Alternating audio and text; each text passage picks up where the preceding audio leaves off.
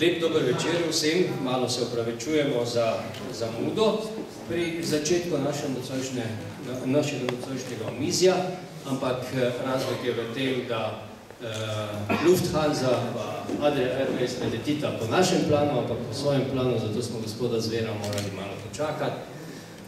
Vsem lep pozdrav, posebej pozdrav seveda našim trem gostom, na moji desni vsem znan evropski poslanec, gospod dr. Milan Zver, desno od njega gospod Jozef Romšek, ki je bil svoj čas šef policije, zdaj pa, ko ima policija določene probleme, pa je njen komentator pogosto.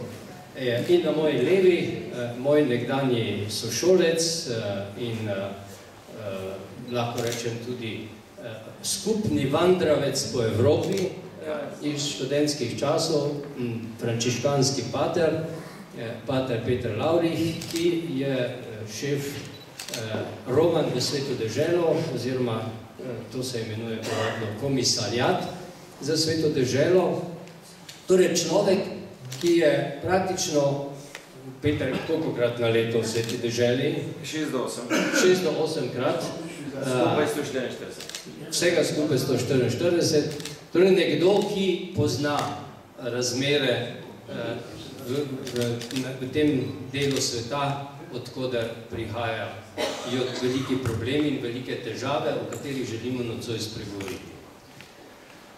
Kot ste preko informacije lahko izvedeli in navabila na nocojšnji večer, smo nekako postavili vprašanje, ali migrantski problem, migrantska kriza predstavlja neke vrste eksploziv za Evropo. Zato, da ne bomo preveč samo teoretizirali in razmišljali z vidika Slovenije in samo z vidika Evrope, se mi je zdelo pomembno, da dobimo tudi nekoga, ki razmere na Bližnjem vzhodu dobro pozna. V minulih tednih ste lahko tudi zasledili v nekaterih slovenskih medijih stališče našega slovenskega rojaka, patra, ki živi v Istanbulu, in tudi Demokracija je v svoji, mislim, da 9. številki, potem za njegovim pismom, ki je bilo objavljeno v nekaterih medijih, prinesla intervju z patrom, ki je minorit, doma iz tujskega okolja, in tudi on je, mislim, da odprl kar nekaj vidikov, ki jih sicer mi v našem slovenskem prostoru praktično ne slišimo. Eden izmed takih pomembnih vidikov je dejstvo, da v Siriji so bili prva tarča in so prva tarča kristjani.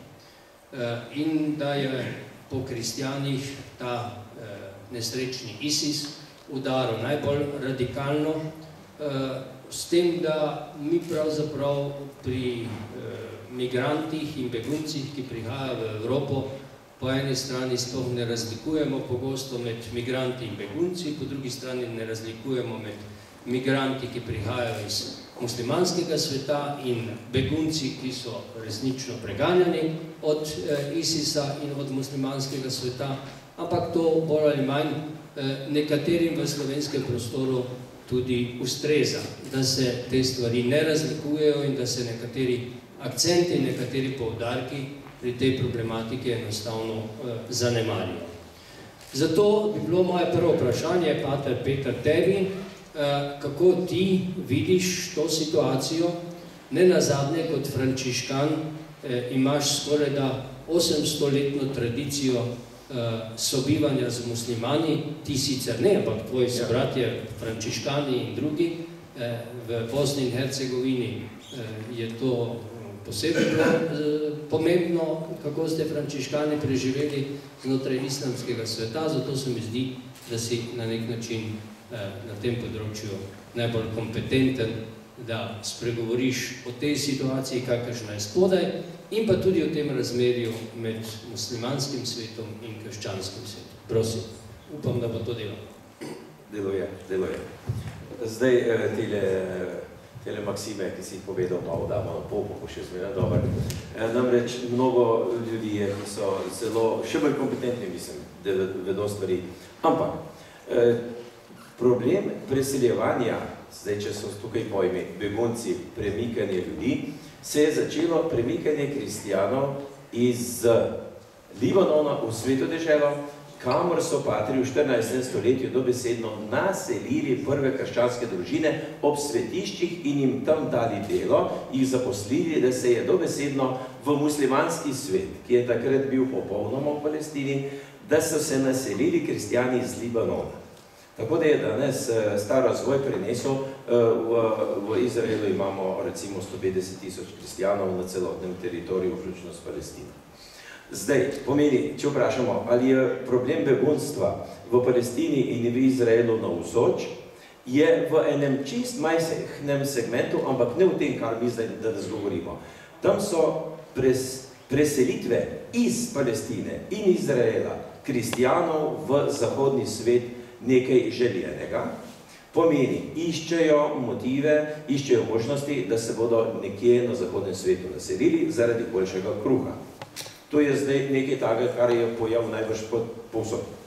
Če pa mislimo na begunstvo, ki ga zdaj sledimo, ga pa v Palestini in Izraelu ni. Bil pa je, začelo se pa je pravzaprav to begunstvo, ki ga mi danes sledimo, se je začelo dejansko v Izraelu. Z letom 1948, ko ta država nastane, so propagande muslimanskih voditeljev bile tako visoke, da so zagnali vik in krik, bežimo pred Judi, kajti 14. maja 1948 je nastala judovska država, bežimo pred Judi, ker Judje nas bodo pobili. Je res Ben Dir, kaj je zraven, to je bilo še leta 1947, tisti pokol, ki so ga Judje naredili na obrobju Jeruzalema, je res ta strah povzročil, da bežimo. In takrat so nasedli tisoči tej propagandi. Veliki mufti v Jeruzalemu je dal ukaz, da bežimo, in so takrat tisoči bežali iz Jafe, iz Hajfe, dejansko so Hajfo izpraznili, niso pa bežali iz Akona. Enako je bilo mešano prebivalstvo, Arabci in Judje, noben ni šel. Iz Hajfe so bežali v Libanon, iz Jafe so bežali proti jordanski meji in v Jerihi so bili v tistih taboriščih do leta 1967, ko je nastala pa 6-dnevna vojna, so pobežali naprej v Jordanijo. Tako da od takrat imamo mi dejansko začetek tega begunstva, ki se je začel v Palestini. En del. In ti begunci, ki so na jordanskih tleh pristali, jih je jordanski takratni kralj pognal naprej do Damaska in okrog Damaska so bili že takrat 100.000 kampi polnih teh beguncev, ki so tam živeli. Primer. Smo bili 10 let nazaj v Siriji, Romanje po Pavlovih poteh, in je bil vodič, je rekel, moj oče izhaja iz Jafe. Jaz sem bil deček, ko smo bežali 48. leta, smo pristali v Siriji v tistem kampu. Moj sin zdaj hodi v šolo, a mi vsi trije, pomeni 3 generacije so to, noben od nas nima nobenega dokumenta, razen tistega izkaza, da si begunc. Pomeni, Sirija jih ni sprejela za svoje, da bi jim dala državljanstvo.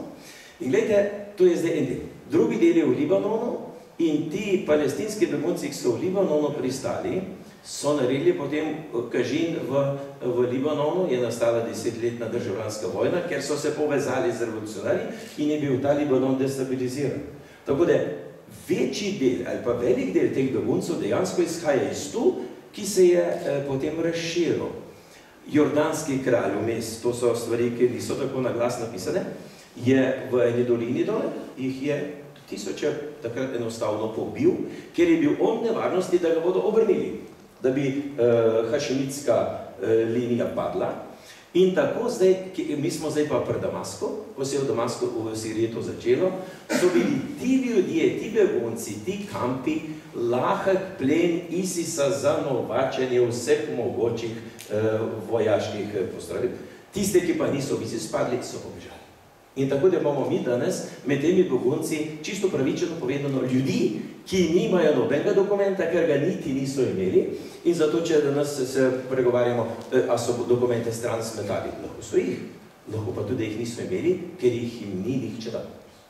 In to je zdaj situacija, kjer so se dejansko te stvari koncentrirale od leta 1948 in zdaj imamo mi tam tretjo generacijo, ki se je že tam rodila in je bila potem za kogarkoli lahek plen, da jih osvoji. A to pomeni, da so nekateri ljudje vse svoje življenje od rojstva naprej preživeli v teh begunskih... Tako, in še ena cela generacija pred njim. Tako ne.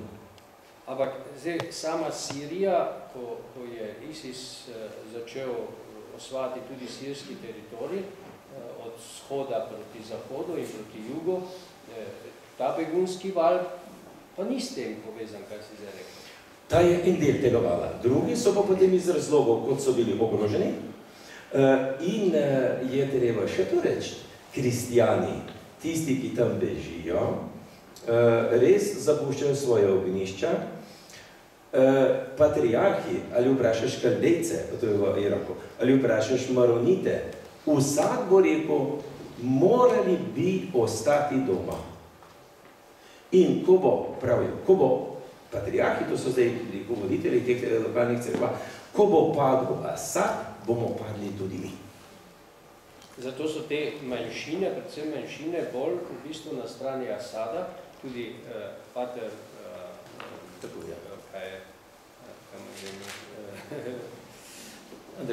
Kmetec, pater Kmetec pravi, da Asad je pravzaprav manjše zlo za vse manjšinske skupine in tudi za kristjane.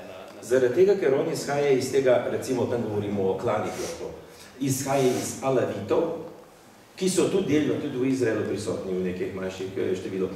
Ampak on je manjšinski klan, glede na ostale, na šiite pa sunite. In zato je bil on zaščitnik kristjanov ves čas. Dobro, no zdaj smo morda dobili en malo drugačen pogled tudi na samo situacijo beguncev. Dejstvo, da imamo zdaj na tem teritoriju nek nov pojav, ki je različen od predhodnih terorističnih pojavov, namreč to državo ISIS, to dejstvo seveda spremeni tudi boj proti takim skupinam oziroma proti taki državi.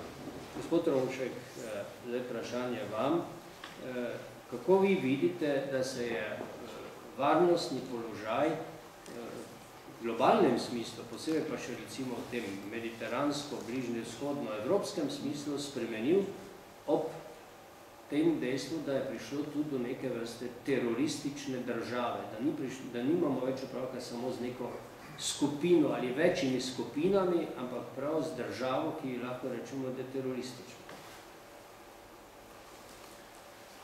Najprej najlepša hvala, da sem lahko tukaj z vami. Meni ni del? Ne, ti si glasno, veš? Dela zdaj? Ne dela.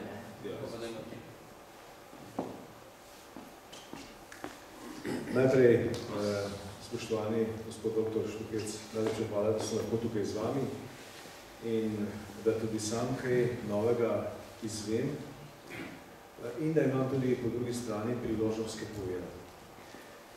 Pa pojdimo mi kar na mojo stroko, ki seveda proučuje vse te varnostne pojave, ki se v zadnjem času pojavljajo tudi z ustanovitvijo in z organizacijo ISIS-a.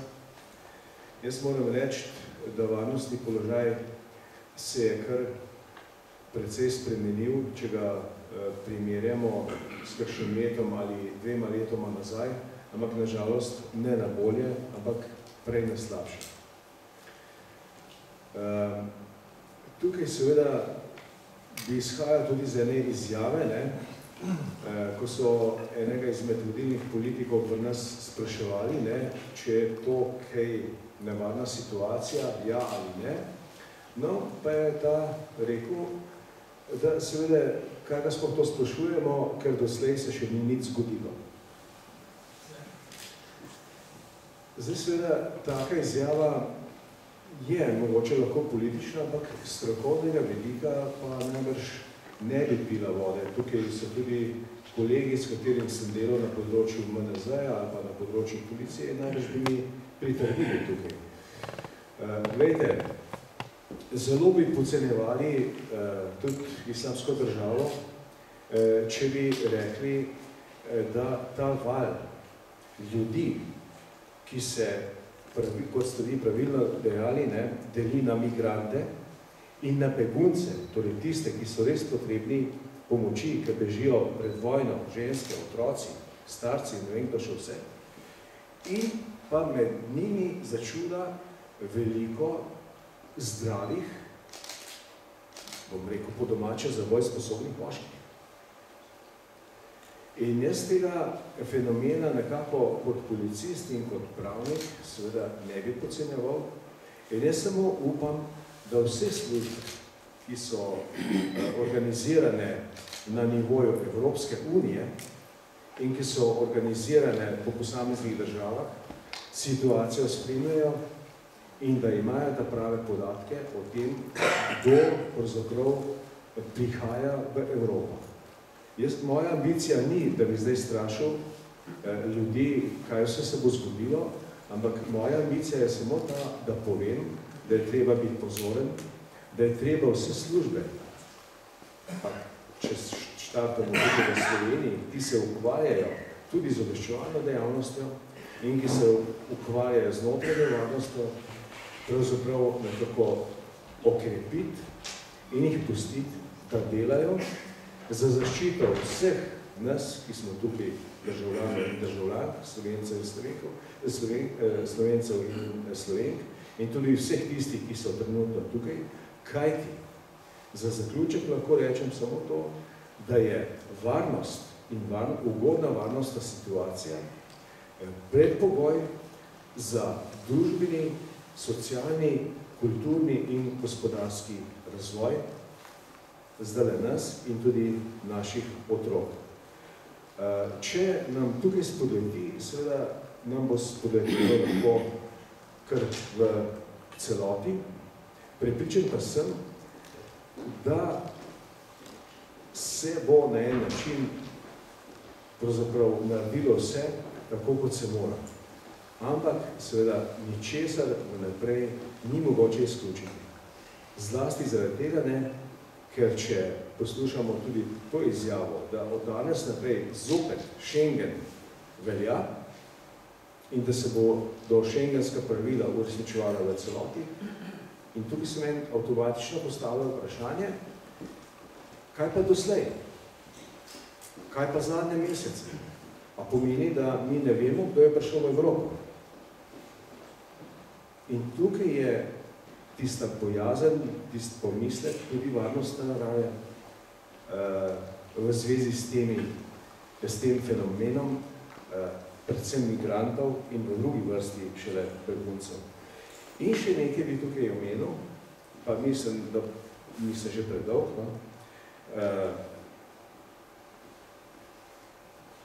temeljna razlika med migranti, vse sortnimi, in pa begunci, še enkrat poudarjam, ki bežijo pred vojno, ki nimajo nič,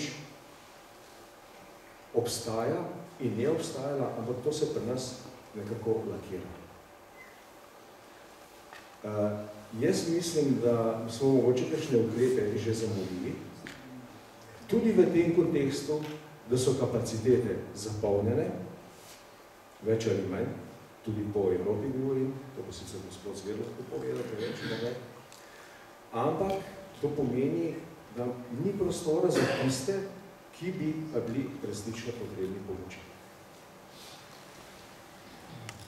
Hvala, gospod Zver, predno gremo nekako bolj na evropsko razsežnost tega problema, tudi morda bolj vprašanje v tem smislu, glede na to, kot smo slišali od patra Petra, kako je ta begunska problematika pravzaprav na tem Bližnjem vzhodu stara že več desetletij.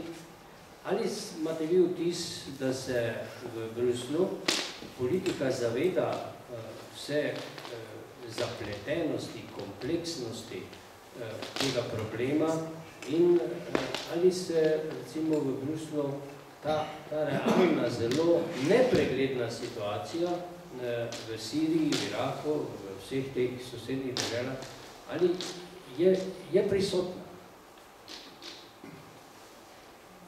Tudi jaz se zahvaljujem za povabilo na nocojšnji večer. Se slišimo, ne?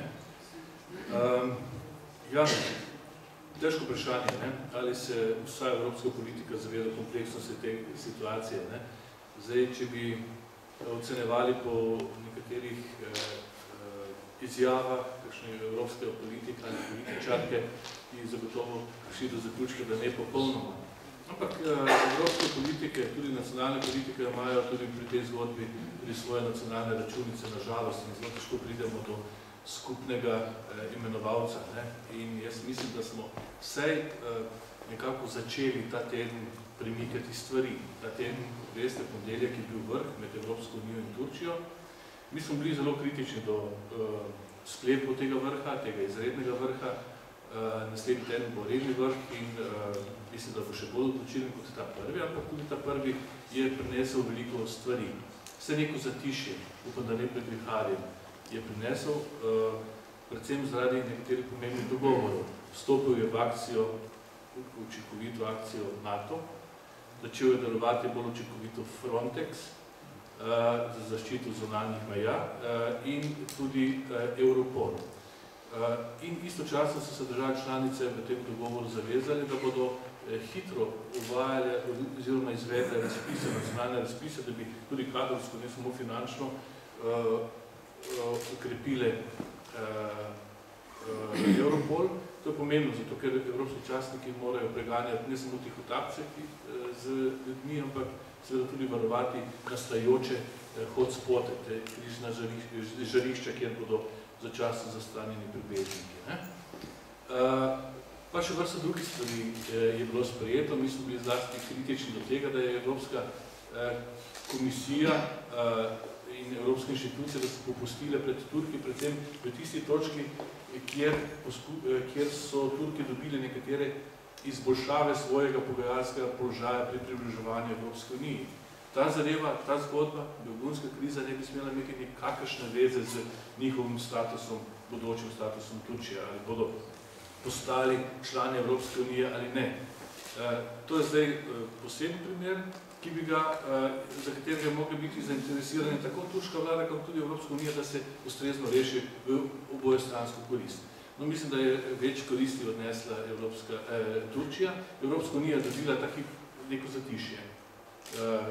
Begunski val se je zaustavil in tudi nek čvrst dogovor, da se bo nazaj spostavil šengenski sporazum. Hvala Bogu, da do tega pridemo, da kasneje kakšno besedo več od tega. Če bi se Schengen padel, bi bila svojvrstna katastrofa, zlasti za šibke v tej Evropski uniji in pa seveda za gospodarstvo, tudi za, to lahko malo kasneje podrobneje razčlenimo.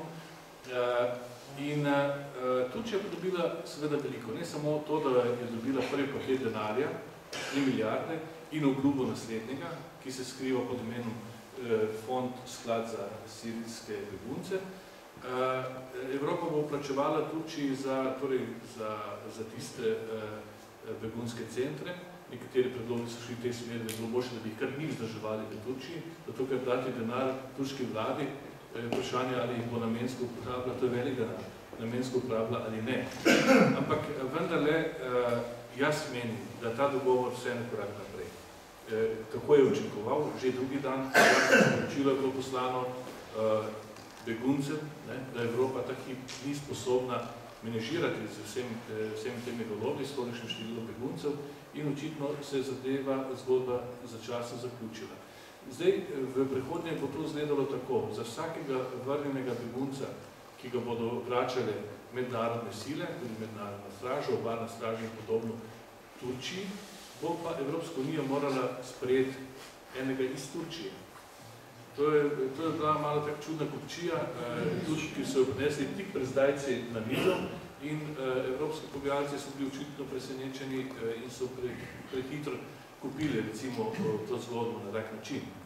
Ampak ne glede na to, da so Turki polni zmagovalci tega vrha, tega pogajalskega procesa, lahko rečem, da smo vse deloma lahko tudi mi zadovoljni.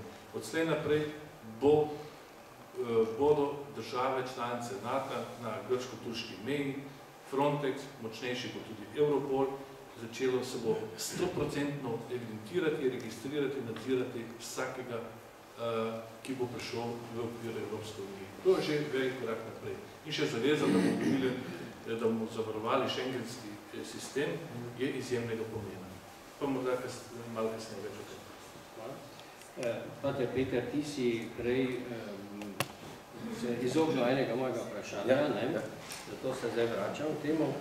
Koliko ti Turkom verjameš? Prav čist nič. Zaradi tega, ker Turke imamo mi v deželi že, 400 let nazaj, koliko so dovolj, da beremo literaturo. Turki so tu pregnali, da so šli zlorabiti te boge begunce za to, da bodo v Evropo prišli. In to, kar smo zdaj slišali. To je taka svinarija. No, pardon, ampak tale kmetec vam je itak dol že povedal. Jaz sem ga obiskal lani 2-krat in on se sam še za glavo drži. Kako more ta tiran to turško ljudstvo obračati, da je znova na volitvah dobil? In on ima čisto jasno vizijo. Mi v Evropo bomo prišli, ukoliko že nismo bili, pa smo mogli nazaj. Tako da je to vprašanje prav čisto. Ampak prej sem pa spustil še drugo reč. Namreč Jordanija.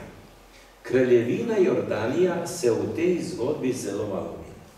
Kraljevina Jordanija je od svojih 8 milijonov prebivalcev, mi hodimo tam že 30 let, 8 milijonov prebivalcev, vsaka stvar, kar je v Jordaniji, pa kar je pa nazmerem tam, te primerjave, je teritorij krat 4 in tudi ljudstvo krat 4.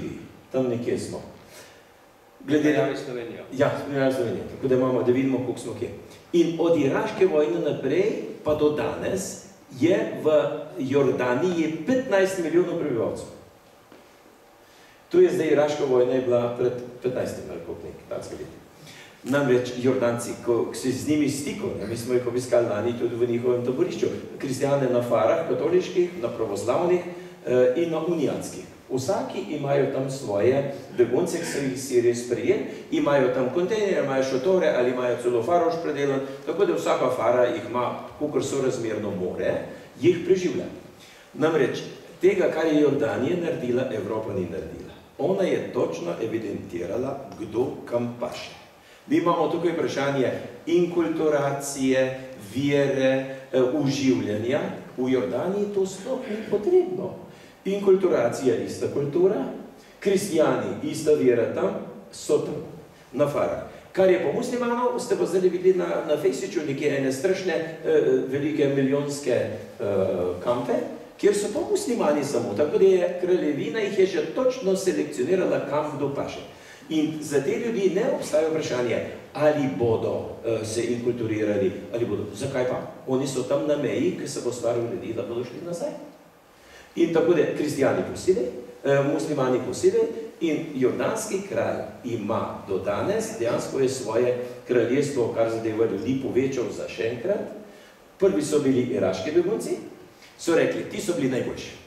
Vprašaš vodiči, pa ti ljudje si z njimi. Oni so pa šli iz Iraka najprej ta bogati, polni denarja. Oni so pokupili stanovanje, hiše in kar je bilo v Jordaniji na prodaj, vse je zginilo. Namreč zginilo. Pokupili so. Mi, ki smo čakali po par let za stanovanje, bomo zdaj še dlje čakali in še enkrat po višji ceni. Ker tisti, ta prvi begunci so polni denarja in kupijo in se tam naselijo. Pravi, potem je pa sirotinja prišla za njimi. Seveda, sirotinja pa potrebuje. Prav, zdaj Sirije pa čisto nekaj drugega. Tle pa dejansko ti prihajajo k bogi in da jih danes dejansko tam živi od vsega tega zdaj, če gledamo, teh beguncev jih je približno 1.802 milijona. In Turek, ki jih ima približno toliko, pa ubije in jamra po celi Evropi, kako je bogi. To meni ne gre v glavo. Zato je ta prefriganec, ta Erdogan je tak prefriganec, da pele celo Evropo za nos. Oprostite, tako. No, pater Kmetec je tudi povedal to, da vsi, ki se ukvarjajo tako rekoč na črno s transportom beguncev in migrantov iz Turčije v v Grčijo, se brez težav sprehajajo po Turčiji, vse delajo na črno, služijo mastne denarje in nišče nikomu nič hudega ne naredi.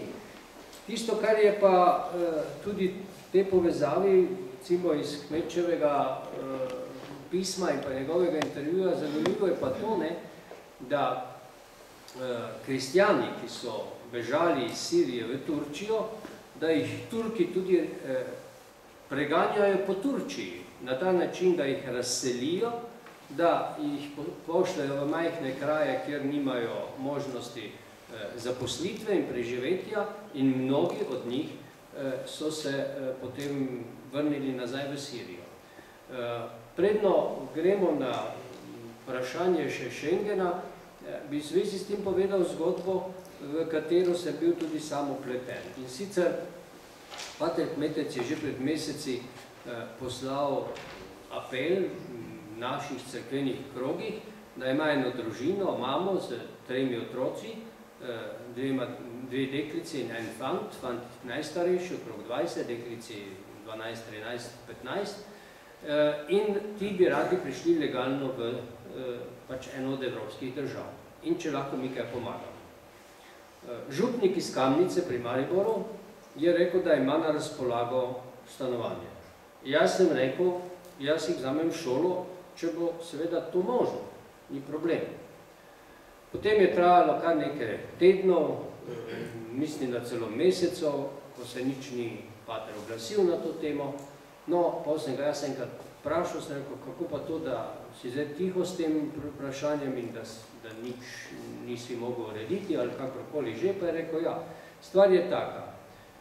Večina kristjanov želi po legalni poti priti v Evropo in jim je to iz turške strani onemogočeno, ker ne dobijo vize. Ta družina, mama se je odločila nazadnje tako, da je šla s svojima hčerkama nazaj v Sirijo, fant pa po ilegalni poti je šel preko Grčije v Evropo in je danes že nekje v Evropi pri nekem svojem sorodniku. Torej, samo iz enega takega primera se mi zdi več kot očitno, da eni lahko marsikaj, drugi pa tudi takrat, ko so žrtve pregona in izgona iz svoje domovine, potem dobijo še dodatno porcijo od Turčije. Tako da jaz tudi mislim, da tu imamo, gospod Zver, kar po mojem eno zelo napačno oceno, predvsem bi jaz rekel zdaj strani Nemčije in Angele Merkel, ki stavi na Turčijo. Zdaj, po moji oceni, tu zdaj vas sprašujem, bi lahko rekli, da je prišlo znotraj Evropske unije, kar zadeva političnih strank, praktično do neke vrste notranjega razhajanja, tako pri socialistih, kakor pri ljudski stranki. Imamo socialiste, ki so zelo radikalno odreagirali na migrantsko problematiko, kot je recimo Francija in pa slovaški predsednik na eni strani, po drugi strani nemški socialisti so od Schröderja naprej na veliko odpirali vrata vsem mogočim migrantom, zdaj pa sploh, in Angela Merkel je očitno tu tej politiki nasedla. Na drugi strani pa imamo recimo predstavnike evropskih ljudskih strank, med njimi seveda prvo ime je Angela Merkel, ki pravzaprav pelje tu zelo pro-socialistično ali pro-levičarsko politiko, in če pa se kakšen iz te družine temu malo opre, kot se Orban ali pa se še kdo drug, je pa takoj ožigosan za nacionalista, homofoba in tako naprej. Kako zdaj vi znotraj Evropskega parlamenta vidite to neke vrste schizofreno situacijo? Če dovolite najprej še o Turkih. Turčija je imela vselej nek posesivni odnos do Evrope. Si jo je imala pod svojo, če je nima, pa vse potencialno svojo. To je bilo skozi vso zgodovino tako prisotno, tudi v času Sulejmana veličastnega v 16. stoletju, ko je dosegla neki svoj razvojni vrh. Vendar je bila v tistem času še dokaj sekularizirana, celo vabili so jude, judovski kapital, obrtnike za Evropsko unijo, hoteli so pač tekmovati, rekli so, da brez ekonomije ne bodo mogli iti korak za Evropo, ki se takrat začela gospodarsko hitreje razvijati. No, ampak tudi višek je pa dosegla recimo z Atatürkom v 20. stoletju, ki je delal izrazite reforme v Turčiji. Prepovedal je, da se ženske pokrivajo, da se moški pokrivajo s turbani in pa z tistimi pokrivali, ja, da gradil je tovarne, zahteval je, pričakoval je zahodni slog življenja, gradil je celo pivovarne in v javnosti pil pivo, recimo. S tem je hotel pokazati, da Turčija vendarle se mora približati zahodnim načinom življenja zahodne Evrope. Ampak danes je situacija, gre nazaj, pred obdobjem Atatürka, ne marajo slišati neko sekularizacijo, ampak nasprotno, veru islam močno izkoriščajo tudi svoje politične namene. In zadnja zmaga Erdogana, on je komentiral tako, to je zmaga za naše ljudi v Sarajevu, v Skopju, in je naštel kar nekaj mest izven Turčije, kar pa jasno povedal, kakšne ambicije, politične ambicije ima Turčija danes. In tukaj, jaz sem tudi v parlamentu ta teden govoril, to, kar so naredili, da so izkoristili našo stisko za svoje dolgoročne politične apetite, to enostavno ni fair. Res je, da so tudi več ali manj EPP je spoznala to dejstvo, ampak prevladala ocena v ponedeljek, je bilo zelo zanimivo, pravijo, da vendarle ta hip pa Turčijo za prvi cilj, ki ga je Evropa imela, to je za stop, za zajezitev begunskega vala, je Turčija nujno potrebna. In tudi za to, da se spoštuje dogovor z Grčijo, da se ta meja naredi oziroma na nek način zapre, zlasti za tiste, ki ne potrebujejo mednarodne zaščite, torej tiste begunce, ampak za vse ostale migrante, in teh je velika večina. Torej smo vendarle nekaj dosegli, kljub temu, da smo dolgoročno verjetno izgubili kakšno bitko s Turčijo. Kako razložiti fenomen Angele Merkel? To je tudi v Evropi enigma. Jaz mislim, da bi njena situacija bila bistveno boljša, če ne bi bili z socialdemokrati v koaliciji. Ključne poteze, migrantsko politiko ne vodijo privrženci CDU-ja, ampak socialistov, in jaz mislim, da je to glavni razlog, da so ji svetovali svoj čas takšne ali pa polagali takšne besede v usta, kot jih je izrekla. Ampak jaz mislim, da bo da se bo sedaj situacija spremenila, da bodo spremenili strategijo, da bodo zaostrili, da ne bo več tako liberaliziran pogled na celotno krizo, tudi zaradi tega, ker Nemčija bo konec leta zbirala kandidate za prihodne volitve, zvezne volitve, in zagotovo z to politiko Angela Merkel ne more računati na uspeh. Ampak, ko se bo to zgodilo, se bodo stvari videli drugače. Slovenija ne bo več uživala kot tranzitna država, ki je spuščala nezakonito pol milijona ljudi čez svojo zemljo, ampak bo morala, koliko ne želi biti izključena iz Schengena, delati po pravilih, ki smo jih sprejeli takrat, ko smo stopili v Schengen. In to bo velik izziv za Slovenijo. Jaz mislim, da bi bilo idealno, če bi skupaj z Grčijo in Turčijo nekaj podobnega storili že pred lani poleti. Maja so bili popolnoma jasni znaki, kaj se bo dogajalo, kolikšni bodo valovi. Jasno je, da to niso spontani valovi. Jaz sem prepričan, da tukaj so prvič v zgodovini prišli grški in turški interesi skupaj s podporo tudi Rusije. Rusija, ko je stopila v sirsko vojno, ko sem jaz večkrat poudaril javno, je naredila en problem več. Takrat so naenkrat nastali 3 bloke v Siriji, ne samo iranski, pa Asadov, pa ruski, pa naš zahodni, pa še seveda islamska država. morali bi združiti vse sile proti islamski državi.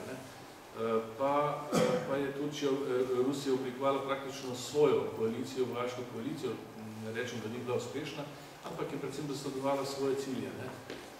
In upam, da bo to primerje, ki je bilo spostavljeno na pobudo Združenih držav Amerike, da je držalo.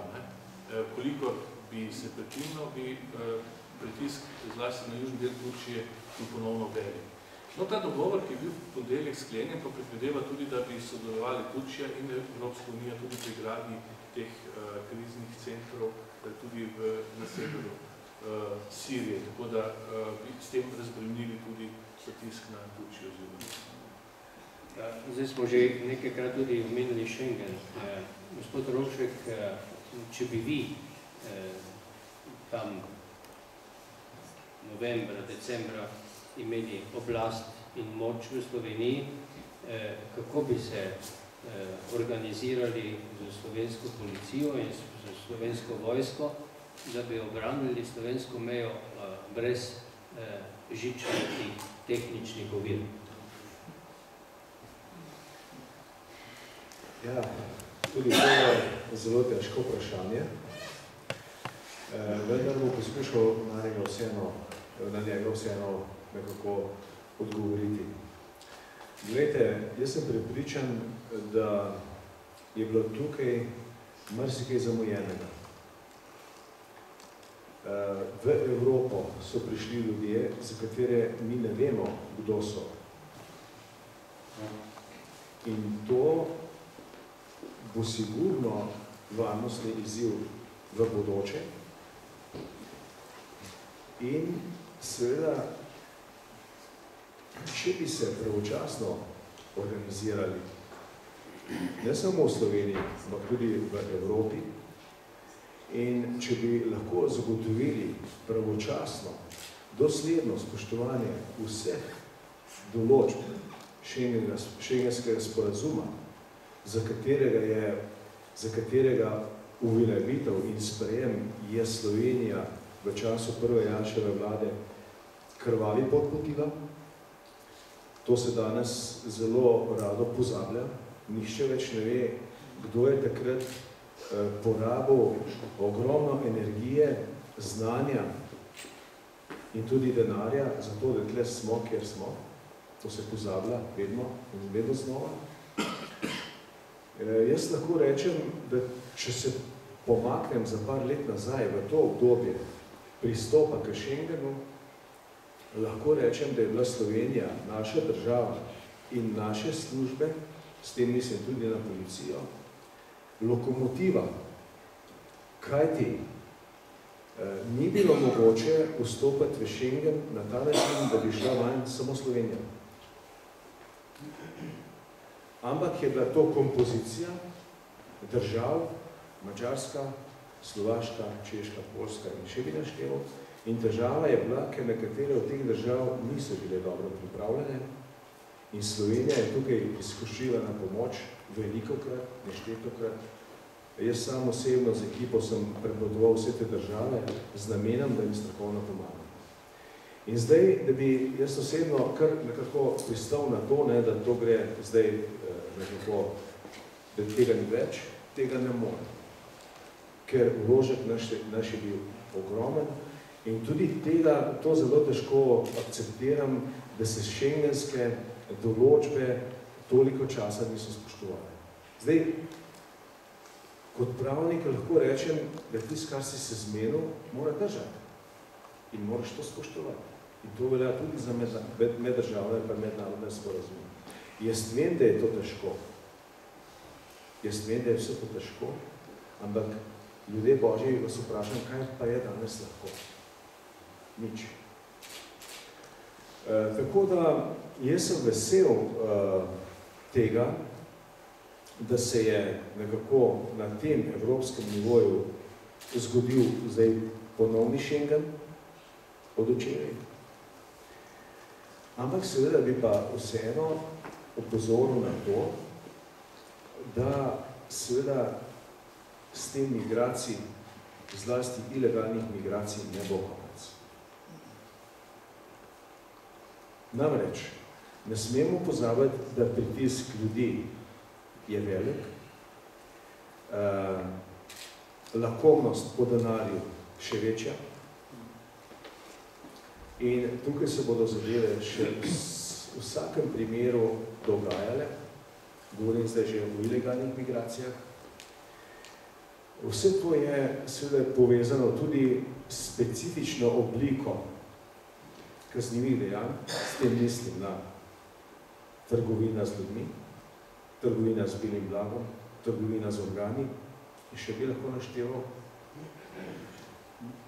In moj namen danes tukaj je ta, da bi opozoril pristojne na to, da je treba vse te inštitucije v državi, ki skrbijo za varnost, nekako postaviti na svoje mesto in za njih poskrbeti. Glejte, če gremo na policijo, policija se še danes vozi z avtomobili, ki smo jih kupili leta 2007. Bilo je polno obljub, kaj vse se bo naredilo, ko bodo prišli na oblast. Od teh obljub ni nič. Tako da se ne mislim zdaj samo na avtomobile. Jaz mislim tudi na status policista, ki je bil nekako na silo stlačen tem med uradniško srednjo, kamor ne paše. Ampak nič ne podcenjujem uradnikov, da ne bi kdo narobe razumel.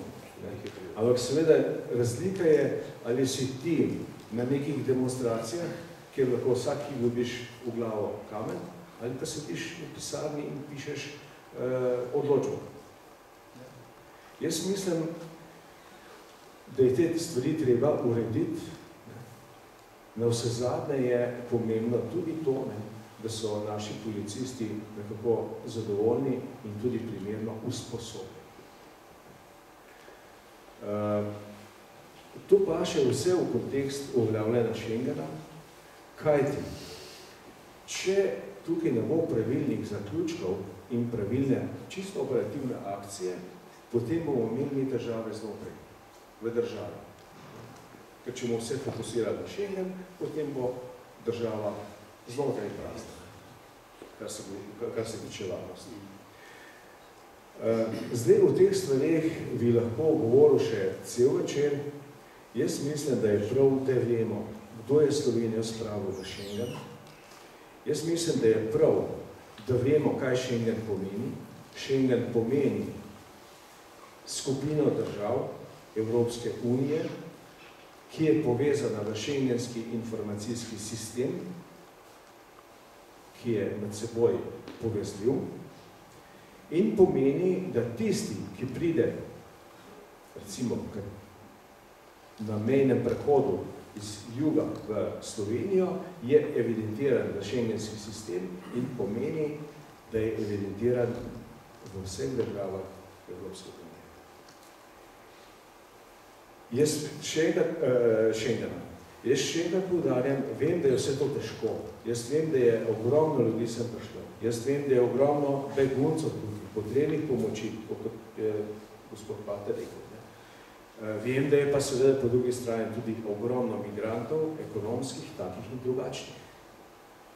In če bi parafraziral, jaz osebno bi zelo rad ali pa hotel vedeti, kdo bo prišel v goste v mojo hišo.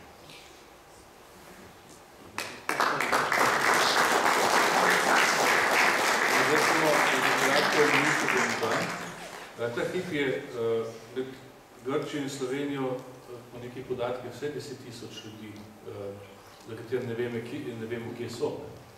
Tudi ti predstavljajo svojevrstno varnostno oziroma nevarnost. Ampak dovolite mi še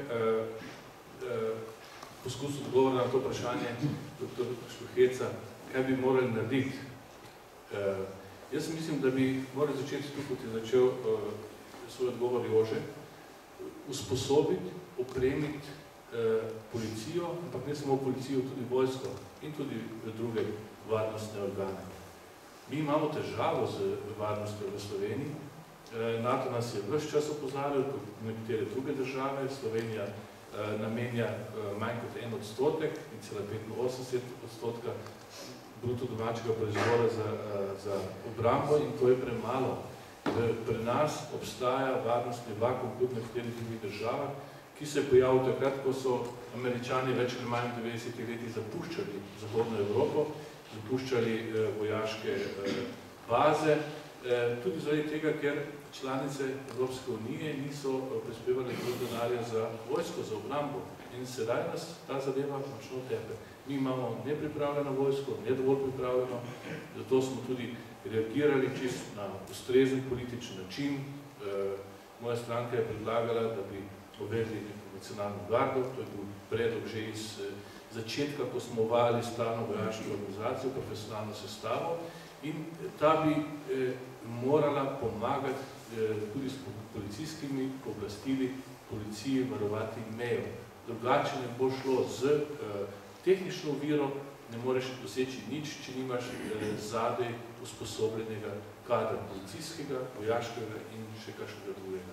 Brez seveda tega ne bi šlo. Torej, prva naloga je seveda, da dobiš usposobljene ljudi in seveda, da še prej zagotoviš denar in kasneje tudi opremo. Torej, tako kot Evropska unija sedaj spreminja svoj proračun in ga prilagaja nastali situaciji v zvezi z ekonomsko krizo, tako bi morala tudi Slovenija nemudoma spremeniti sprejetje rebalans proračuna in bistveno povečati sredstva za te namene.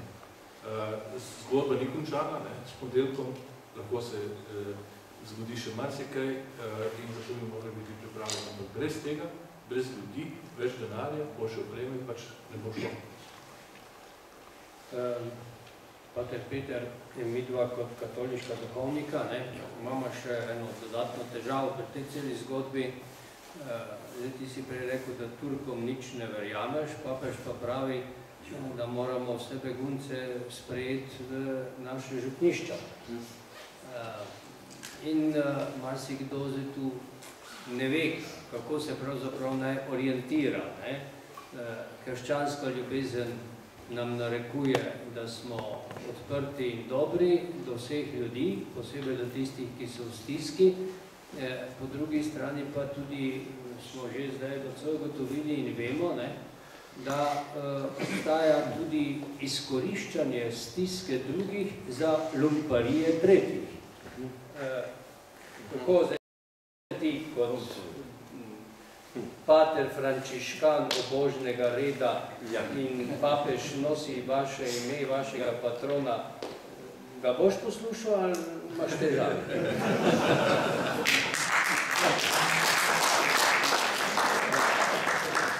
Bom kar začel, bom grešil zdaj.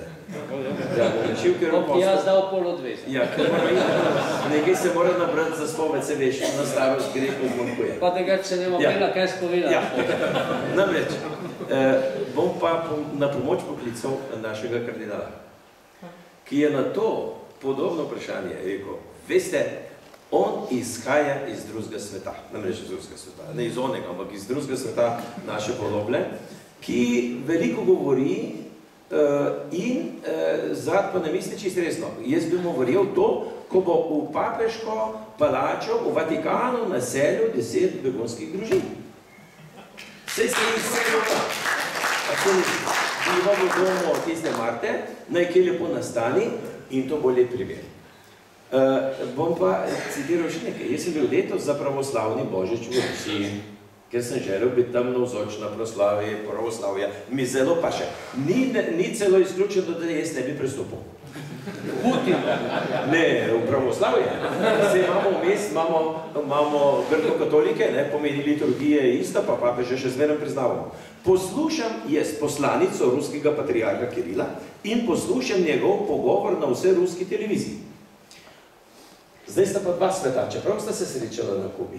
Ampak mišljenje papeževo, ki tako govori, kot se rekel, ruski patriarh je pa rekel, da mi nimamo nobenega spora z muslimani. Muslimane upoštevamo, ampak oni nas preganjajo. hujšega preganjanja kristjanov, kot je strani islama v zgodovini še ni bilo. So bili posamezni gotovo, posamezna področja, so bila lahko hujša, ampak zdaj s tem begunstvom in s tem ISIS-om se je stvar tako razplantela, da smo mi v resnici ogroženi, ker nam pa vera prepoveduje vračati nazaj. Je rekel patriarh. Pravi, z njimi smo v načelni ravni, smo prijatelji, pravi celo Božji grob v Jeruzalemu, oni odpirajo vrata, muslimani za nas kristjane, za pravoslavne, za Armence in za katoličane. Pravi, zato mi moramo vedeti, da je to ena sila, ki je danes udarila in mi se moramo braniti. Tu je dialog, pogovor novoletnega, za Božič, novoletnega pogovora na vse ruski televiziji. Pomeni, da ima patriarh gleda drugače. In Rusija, pravi, mi imamo na leto 1 milijon beguncev. Rusija kot Rusija. Ampak to so iz držav, ki so bile nekdanje Sovjetske republike in jih dobivajo noter, ampak to so drugačni begunci, ker ruski islam ali pa islam tega bližnjega vzhoda je kot noč pa dan. Oni so se že, bomo rekli, ali so se opilili, ali so se umilili, tega revolucionarnega in pa tega ubijalskega nagona v sebi niso prebudili, oziroma so ga pa, ali pa so ga bili, pa so ga zatrli. Tako da je to čist drug svet. In za seveda, mi, če gledamo čist globalno, Rusija dobi 1 milijon beguncev, jih reši. Sicer jih kakšne pošilja tudi na Norveško naprej. Evropa jih je zdaj dobila v enem letu 1 milijon. Ampak drugače se to prebavlja, ker mi smo prej eno reč spustili. Znotraj teh beguncev, ki so ekonomski, ki so taki, ki so potrebni, socialno preganjeni, je zraven pa še kar precejšnje število ISIS-a, ki se je vtihotapil, da je prišel v Evropo. Poglej si imaš, kaj se jih včeraj, so jih našli nek 22 let. Tisti, ki so v Parizu naredili kažin, so bili tudi skozi naše državo prišli. Pomeni, da tule zdaj, če se vrnemo nazaj, mi smo zatajili pri osnovnem vstopu, pri registraciji, smo spuščali vse vrn. In oni so porabili ta krila, oziroma ta tok, za svoje namene. Zdaj, kaj bomo za papeža rekla? Naj papež lepo še naprej lepe stvari pridiga, ampak mi bomo upoštevali, kar bomo mogli, ampak tega pa gotovo.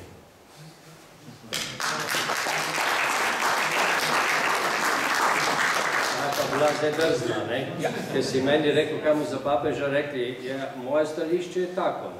Papež je nezmotljiv samo v verskih vprašanjih, v moralnih delno, ne pa tudi 100%, v družbeno-političnih pa je zmotljiv. Tako so bili vsi papeži skozi celo zgodovino, ker če ne bi tako bilo, pol tudi ne bi v svojih dokumentih določenih stvari drugače povedali čez 10 ali 20 let, pa potem ne bi recimo Janez Pavel II pa Benedikt v svojih okrožnicah rekla, da je pa cerkev bila v času nacizma pa malo premalo aktivna in premalo budna. In jaz se malo tudi bojim, da je pa cerkev malo premalo aktivna in pa premalo budna, ko gre za to teroristično državo ISIS, tako da, dragi Peter, tu smo mi dva na isti valovni dolžini. Ne smemo.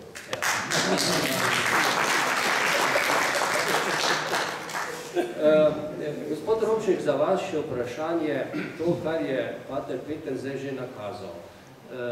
Dejstvo je, da mi smo se zdaj na nek način ustrašili tega džihadističnega terorizma, predvsem z vidika migrantov.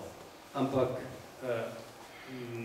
obstaja tudi kontrapojav, da imamo pripadnike ISIS-a in pa te ideologije dejansko v vseh evropskih državah, ne samo tiste, ki so šli v Sirijo in se bojujejo na strani ISIS-a, ampak ki tu živijo, ki so se tu pravzaprav v evropskem kontekstu tudi navdušili za te vrste ideje in tako naprej.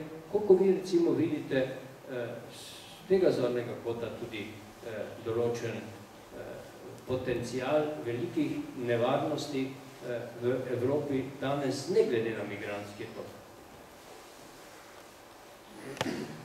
Ja, sej moja pravzaprav pojasnila, ki so se nanašala na migrante, so pravzaprav delna. To je pač ena struktura, za katero sem prepričan, da je ISIS gotovo izkoristil. Jaz sicer nisem v obveščevalni službi, ampak po zdravi kmečki logiki bi človek temu pritrdil, da je to seveda izkoriščeno. Naša slabost je pa ta, da so ljudje pač prihajali v Evropo tako, kot so prihajali. Ja, prepričan sem, da glede na izkušnje, ki jih imamo ne samo s Parizom, ampak tudi z drugimi terorističnimi napadi v Evropi, jaz sem prepričan, da je pa to drug segment, ki je pa tudi zelo pomemben in tudi deloma nevaren. Sej, če analiziramo vse to dogajanje, pa tudi teroristične napade, lahko vidimo, kdo so akteri, od kje so in seveda, kaj so počeli. Tako da tukaj je še veliko dela za službe, ki se s tem profesionalno ukvarjajo. Jaz upam, da dobro delajo, želel bi si, da dobro delajo. Pa ne mislim zdaj samo na slovenske službe, ampak tudi na službe znotraj Evropske unije. Lahko pa rečem tudi to, vsaj kar je bilo mojih izkušenj, da če drugega ne, ta mednarodna kooperacija, mednarodno sodelovanje vseh teh služb je pa bilo v redu in jaz upam, da bo tudi vnaprej s ciljem, da se seveda te stvari, kolikor je le mogoče preprečijo. 100% pa nažalost tega še tako trden in še tako močen aparat v posameznih državah ne bo mogel preprečiti. Gospod Zver, ena tema je pri nas doma zelo vroča, ne? To je upravičen ali neupravičen strah prebivalstva pred migrantsko, torej ob migrantski krizi. Kako pa vi z bruselske perspektive vidite te ksenofobne Slovence? Mislim, da nismo, ne? Ksenofobni, to lahko delimo mnenje, ampak še prejšnje vprašanje, če dovolite, bi samo dejal, Evropske obveščevalne službe spremljajo, imajo skupno bazo podatkov, Europol, tako džihadistov, kot tako imenih tuji borcev, ki grejo potem dol in se vračajo nazaj, več ali manj jih spremljajo, ampak premalo si izmenjujejo podatkov. Ne? In tudi zna se zgoditi, da bo tudi za Pariz krivo dejstvo, da si obveščevalne službe, nacionalne obveščevalne službe niso ustrezno izmenjale podatkov. Zagotovo sta tukaj in francoska in nemška obveščevalna pri teh zgodbah zatajili in niste sodelovali prej. Nekaj podobnega se je zgodilo tudi za 11. septembra, če se spomnite v Ameriki. Takrat so imeli 16 obveščevalnih služb Američani, ampak so gledali konkurenčnem odnosu med sabo, niso sodelovali. In kasneje so analitiki ugotovili, če bi izbrali in sistematizirali vse te podatke, bi lahko preprečili napad v New Yorku. Nekaj podobnega se bojim, da bo tudi sedaj prišlo v. Zakaj gre? Jaz mislim, da je ena strukturna slabost v Evropi. Zato, ker mi imamo službe, ki sodelujejo ali pa koordinirajo svoje sodelovanje. Amerika to rešila tako, da je naredila skupno federalno službo, direktorat. In še danes delujejo in dobro sklajujejo in izmenjujejo podatke. In imajo glavni predsednik in njegovi vlada ve vse, kar mora vedeti. V Evropi pa ta hip ne vejo tisti, ki bi morali vedeti vse. Ne? Tako da bi prihodnje morali te službe, oziroma Evropska unija prihodnje morala oblikovati neko skupno obveščevalno službo. Zgolj na podlagi koordinacije ni učinka. In to smo že večkrat dokazali. Mi potrebujemo eno skupno, kot FBI, evropska ali nekaj podobnega, ki bo hitrejši, učinkovitejši in ki bo lahko dajal ustrezne podatke tistim, ki jih rabijo, ki potem gre v akcijo. Ne? Jaz mislim, da Slovenija še vedno nima neke prispodobe, da je ksenofobna. Jaz vsakemu rečem, Nemčija se nima kaj bati in Francija tudi ne, glede na to, da so močni etnični organizmi, Medtem ko Slovenci pa nismo tako močni. Ne? In je pravi čudež, da smo se skozi vsa ta stoletja na tem mestu ohranili kot etnija. Ne? To je fenomen. Ampak tudi zato, ker smo vedeli, po mojem, na Bonsko vsele pravilno reagirali. Ne? Nismo šli brez glavo v boj, da bi nas potolkli, nismo se pa tudi kar tako pustili spremeniti v kulturnem smislu. Ne? Jaz mislim, da bo tako tudi v bodoče. Tisto najbolj kleno slovenstvo ne živi v mestih, ne? V urbanih središčih. Tako je bilo, tako zgodovina kaže, v Sloveniji je vedno pravo slovenstvo živelo na podeželju ali pa v manjših središčih in tako bo tudi prihodnje. In tudi vidimo, v Sloveniji edino Ljubljana vabi migrante, pridite k nam, ne? Potem pa jih naj sprejme. Ne? Morda je tudi z vidika integracije teh urbanih središčev bolj primerno kot vaška središča in jaz popolnoma razumem vse tiste, ki so v Šenčurju, v Kidričevem nasprotovali tolikšnemu prihodu beguncev v njihovo socialno okolje. To je že iz etničnega vidika, socialnega vidika, iz kulturnega vidika že nevarno. Slovenija pač ne premore, ni tak velik sistem, da bi premogla 100 000 recimo muslimanov, ki bi prišli živeti v Sloveniji. Že tisti prvi doselitveni val, ki se je zgodil, prvi se je že zgodil leta 1945, ali pa še prej po prvi svetovni vojni, ampak v 70 letih je bil zlasti iz Bosne velik imigrantski val, ne, zato ker smo gradili razredno socialistično družbo, smo potrebovali proletariat, ne, tako so sklenili po padcu Kavčiča. In takrat je bil prvi tako povabilo in pa veliko ljudi prišlo v Slovenijo, ampak v tistem času še islam ni bil neka taka moteča zadeva. Ne? Ampak predvsem zato, ker so živeli v strnjenih mestnih naseljih. Bil je veliko bolj sekulariziran kot danes, ni prihajal v kulturne, verske, ideološke trke z večinskim narodom in nekako se je zadeva uredila. Ne? Danes, kot pravim, je zgodba predvsem drugačna, islam je veliko bolj spet z politiko in jaz bi se bal večjega števila muslimanov, ki bi prišli živeti v Slovenijo. Torej, v tem primeru bi Slovenci res se prelevili v ježka z vodicami, ne? In jaz mislim, da to neka normalna reakcija. Seveda pa moramo razumeti, za tiste ranljive skupine, so ženske, otroci, starejši, ne? Ki so begunci, ki tudi po formalnih kriterijih potrebujejo mednarodno zaščito, tukaj pa mora država reagirati tako, kot pravi mednarodno pravo. Jaz bi mogoče bil dolžan eno pojasnilo. Namreč to, kar je gospod Zver povedal zdaj o, bi rekel, lahko tudi težavah v izmenjavi obveščevalnih podatkov, seveda te težave obstajajo, to ni nobenega dvoma, nanašajo se na sfero obveščevalnih služb. Seveda, obveščevalne službe so že po svoji naravi malce skrivnostne, ne? In to se meni zdi, in tudi tekmovalne, absolutno, in to se meni zdi pravzaprav običajna praksa, da ne dajo vsega vedno na mizo kolegu, kar bi mogel dati na mizo. Ampak seveda jaz nisem tisti, ki bi, niti nisem strokovnjak za obveščevalno dejavnost.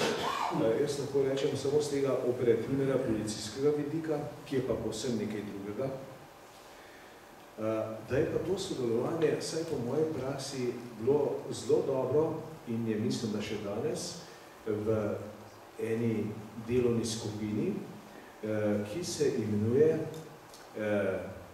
skupina evropskih šefov policij, to je neformalna skupina, ki nima pravne podlage v nobenem aktu Evropske unije, ampak se to redno dogaja in redno srečuje. Ti ljudje se redno srečujejo. Namen tega pa je, čeprav je zdaj nekako spremenjena v tem kontekstu, da vabijo na te sestanke tudi šefe policij izven Evropske unije, ampak namen tega je pa, da spoznaš kolege, da če je nekaj nujnega, ga lahko pokličeš, seveda, če se znaš z njim pogovoriti, ne? Ni dosti, da znaš srbo-hrvaško. In da takoj rešiš problem. Jaz sem bil nekajkrat v situaciji, ko smo to reševali, zlasti na ta način, zlasti, ko je šlo za trgovino z orožjem, streljivom, eksplozivom. In v tej smeri jaz upam, da bo ta mednarodna koordinacija in kooperacija in sodelovanje policijsko teklo še vnaprej, ker bo moralo potekati, ker nas bo situacija v to prisilila. Dodal mi pa še odgovor na vprašanje, na katerega nisem odgovoril prej okoli ograj in okoli teh zadev. Ne. Zdaj, te ograje same po sebi ne pomenijo popolnoma nič, kaj je že gospod Zveril. In to je čista logika. Ne pomenijo čisto nič, če so postavljene na terenu, kjer žive duše ni in tudi nima nobene možnosti pride do tja. Obkolpska dolina, ljudje božji, tam ne vem, če ima kaj ograja zadelati, ker tisti, ki pozna konfiguracijo terena, bo videl, da gor, če greš od reke, čez Gorski Kotar, zelo težko prideš. Tam ograje ne bi postavil. Če bi jo že, bi jo pa na takih mestih, kjer bi definitivno preprečil vstop ilegalnim migrantom, seveda oni bodo pa izbirali poti, ki so nekako logično in dostopne. Vsem ne bo človek lezel nekam odkrip, kjer bo zmrzno, ali pa ne bo mogel nikama ne levo na desno. Tako da ograje zelo mi pravzaprav na en način mistificiramo, pri nas so postavljene na nekaterih mestih, kjer ne bi bilo potrebno. Poznamo Obkolpsko dolino, zato ker sem od tam doma in poznam vsak korak in vsako stezico tam. Zveni vse skupaj grdo, ne človeško, ampak najbrž, da bo pa potreba potem na nekaterih mestih. Ograja brez učinkovite fizične zaščite, to pomeni policijske, bodisi vojaške ali katerekoli druge, ne pomeni pa nič. Vse to še v prvi svetovni vojni ni nič pomenilo. Tako da jaz sem prepričan, da zgodbe s tem še ni konec, da zgodba se bo nadaljevala v taki ali drugačnih obliki in še enkrat bi apeliral na tiste, če bodo to seveda poslušali, da vse te inštitucije, kot so policija in pa vojska, primerno skrbijo na ta način, da bodo učinkovite. Hvala. Pater Peter, jaz vem, da tebi nič ni strah. Ja. Tudi Turkov ne. Ampak, a te pa vseeno česa strah? Zdaj je to vprašanje, da se pomestno razširil. Ja. Na to vprašanje še zdravo malo dodal. Ne kot odgovor, ampak bom dodal, ker namreč mogoče sem preveč tako občudujem Izrael. Se spomnite vi terorističnih napadov, ki so bili razstreljevalni? Tuk let nazaj. Nam je podrlo skupine Romarjev, ki so se ustrašili, pa terorizem, pa se bodo raznesli sredi med nami in tako naprej. Grožnja je bila velika in tudi veliko se jih je razstrelilo tam. Kaj je Izrael naredil? Najprej je postavil ograjo 8-metrsko betonsko, ki je neprehodna, pa ne bodo še taki plezalci, čez ne pride, da je varovana.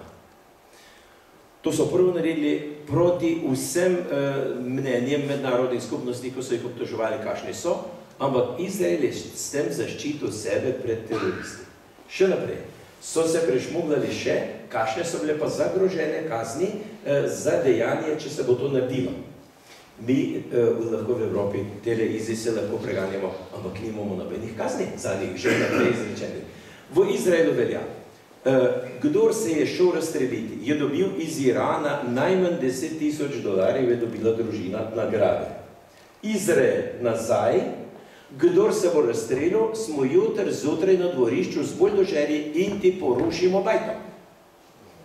Končano. In se je zgodba končala. Se sploh ne dobimo več nobene novice. To si zdaj čisto staro zavezno oko za oko. Ja, kakor že. Ampak to je bila pravičnost. Ja. Ne dve očesi, ti meni eno, jaz tebi dve, ampak eno za eno. Namreč ljudje so bili čist jasni, zato se je treba iti učiti temu bodočemu evropskemu FBI-ju k Mossadu. Oni imajo vse imajo takole, in ga vidi, kdo je šel, kdo ni šel in kaj se bo zgodilo.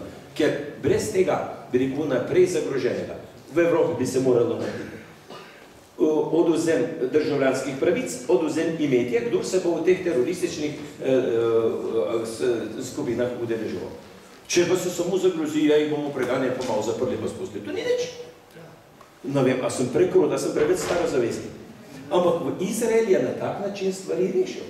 Ker je človek tukaj žleht pa pokvarjen, da ga je treba še bolj prestrašiti, že vnaprej, in potem se bo ustrašil in ne bo tega delal. In to je učinkovalo. Zdaj, se oproščam, bom pa še tu spovedi dodal, ampak jaz sem po različne.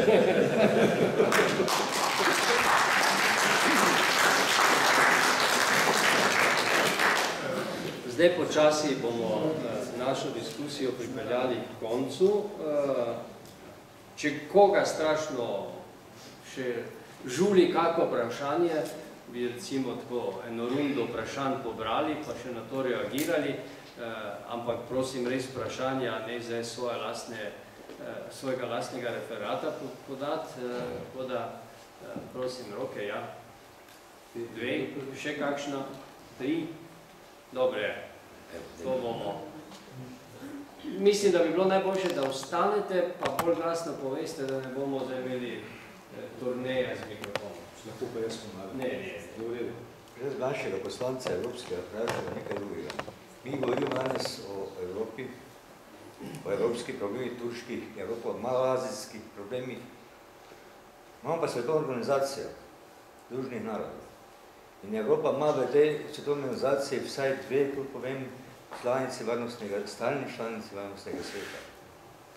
Kakšne so povezave, kakšne so reakcije Združenih narodov, kako se odzivajo in kako te 2 stalni članici delujejo znotraj varnostnega sveta. V tem vprašanju begunskem. Ker ni samo begunsko vprašanje Bližnjega vzhoda, ampak kompletne Afrike in še marsikje. Jaz bi pa imel vprašanje za gospoda Romčka. Gospod Romček, vi ste operativec v policiji. Prosim, poveste mi, kako je mogoče, da je v Slovenijo vstopilo 500 000 ljudi in od teh 500 000 ljudi je bolj povratnih samo 3000 prstnih odtisov. Koliko jaz vem, pri prstnih odtisih se ne odreže prsta, ne? Kako je mogoče? To meni nekdo je dal ukaz, da se to na tak način dela in za mene je to vele izvajati. Hvala. Janez Slovenčič, mene zanima, ta pot iz Sirije, Afganistana, Iraka stane tisoče in tisoče dolarjev ali pa evrov. Odkot denar tem ljudem? To kdo podpira ali so toliko premožni? Se sprašujem. To pate Frančiškan gotovo. Ja, no se Tisek. Prvo vprašanje, drugo pa tretje.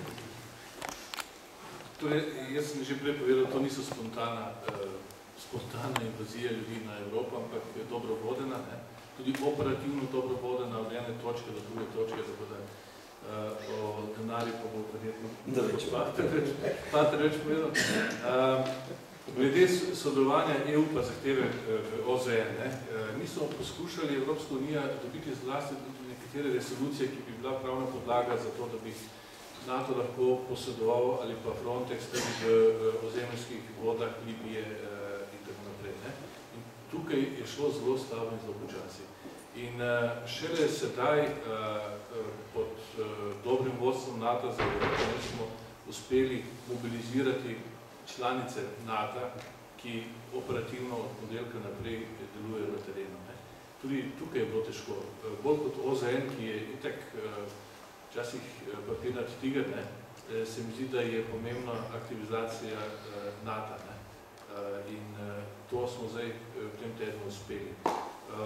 Je pa res, da je to globalen problem, da se z begunci ukvarja prvotno OZN, da tudi operativno vodi nekatere postopke pri nastajanju teh hotspotov in tako naprej. Tako da OZN sodeluje maksimalno in kolikor vem, niso najbolj zadovoljni z sodelovanjem Evrope, Evropske unije pri reševanju begunske krize.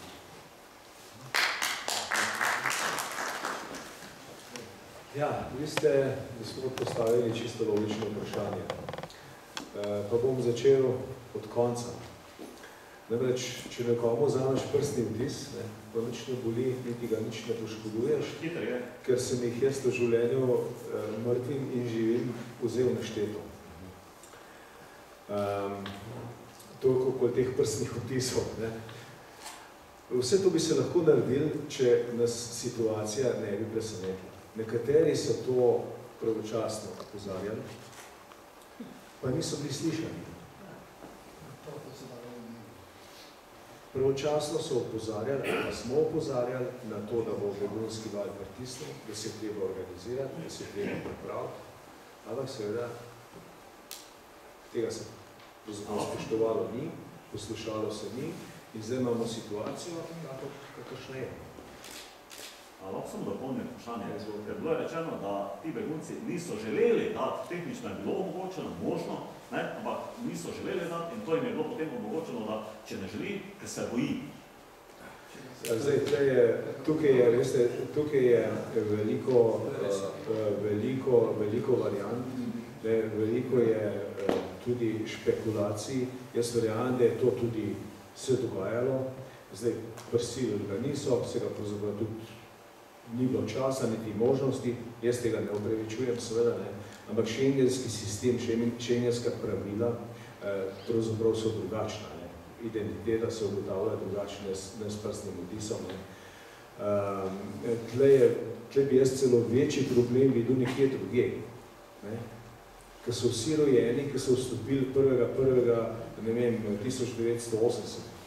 na pamet. To je večji problem. To se pravi očitno identiteta lažna. Seveda, druga dimenzija je pa tista, o kateri se že na začetku govorila, pa prele, zadeva nas je presenetila. Tisti, ki so opozarjali, niso bili slišani, ampak ne prvič v naši, bi rekel, zgodovini slovenske osamosvojitve.